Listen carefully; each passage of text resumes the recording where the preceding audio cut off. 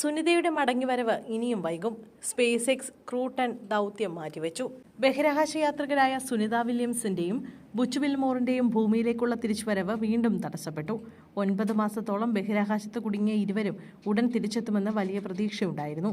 അന്താരാഷ്ട്ര ബഹിരാകാശ നിലയത്തിലേക്കുള്ള അടുത്ത സംഘം യാത്രക്കാരുമായി ഇന്ന് പുറപ്പെടേണ്ടിയിരുന്ന സ്പേസ് എക്സ് ക്രൂ 10 വിക്ഷേപണം മാറ്റിവെച്ച സാഹചര്യത്തിലാണ് സുനിത വില്യംസിന്റെയും സംഘത്തിന്റെയും മടങ്ങിവരവ് നീളുന്നത്.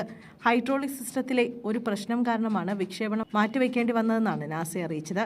ക്രൂ 10 ബഹിരാകാശത്തേക്ക് വിക്ഷേപിച്ചതിനു ശേഷം മാത്രമേ ക്രൂ 9 അന്താരാഷ്ട്ര ബഹിരാകാശ നിലയത്തിൽ നിന്ന് മടങ്ങാൻ കഴിയൂ എന്ന് നാസ നേരത്തെ പറഞ്ഞിരുന്നു. ഇന്ത്യൻ സമയം ഇന്ന് പുലർച്ചെ 5:18 വിക്ഷേപണം നടക്കേണ്ടിയിരുന്നത്. ഫാൽക്കൺ 9 റോക്കറ്റിൽ വിക്ഷേപിക്കുന്ന സ്പേസ് എക്സിന്റെ തന്നെ ഡ്രാഗൺ പേടകത്തിലായിരുന്നു 4 സഞ്ചാരികൾ ബഹിരാകാശത്തേക്ക് പോകേണ്ടിയിരുന്നത്. അവസാന നിമിഷം കണ്ടെത്തിയ ലോഞ്ച് പാഡിലെ സാങ്കേതിക പ്രശ്നം കാരണമാണ് വിക്ഷേപണം ആരംഭിച്ചത്.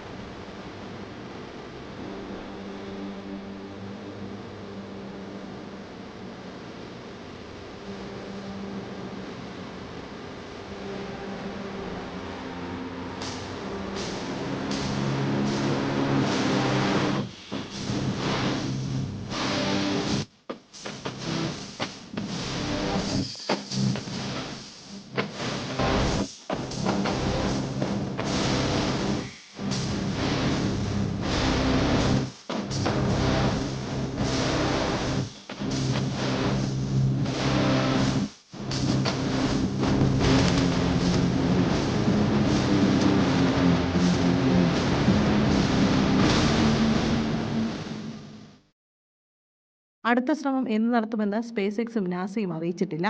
സ്പേസ് എക്സ് ക്രൂ 10 ദൗത്യം വൈകുന്നതിനനുസരിച്ച് സുനിത വില്യംസ് അടക്കം ക്രൂ 9 സംഘാംഗങ്ങളുടെ തിരിച്ചുവരവും വൈകും. അതേസമയം സുനിത വില്യംസിന്റെയും ബുച്ച് വിൽമോറിന്റെയും തിരിച്ചുവരവിൽ US പ്രസിഡന്റ് ഡൊണാൾഡ് ട്രംപ് തന്നെ താൽപര്യം പ്രകടിപ്പിക്കുന്നുവെന്നത് ശ്രദ്ധേയമാണ്. അദ്ദേഹം ഈ ഉത്തരവാദിത്തം സ്പേസ് എക്സ് ഉടമ എലോൺ മസ്കിനും നൽകിയിട്ടുണ്ട്. 2024 ജൂൺ മാസം മുതൽ സുനിത വില്യംസും ബുച്ച് വിൽമോറും അന്താരാഷ്ട്ര ബഹിരാകാശ നിലയത്തിലുണ്ട്.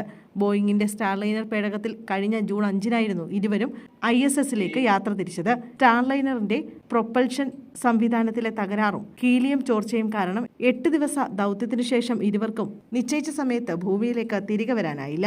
പലതവണ ഇരുവരെയും മടക്കി കൊണ്ടുവരാൻ നാസ ശ്രമിച്ചുവെങ്കിലും സ്റ്റാർലൈനറിന്റെ അപകട സാധ്യത മുന്നിൽ കണ്ട് മടക്കയാത്ര നീട്ടിവെക്കുകയായിരുന്നു.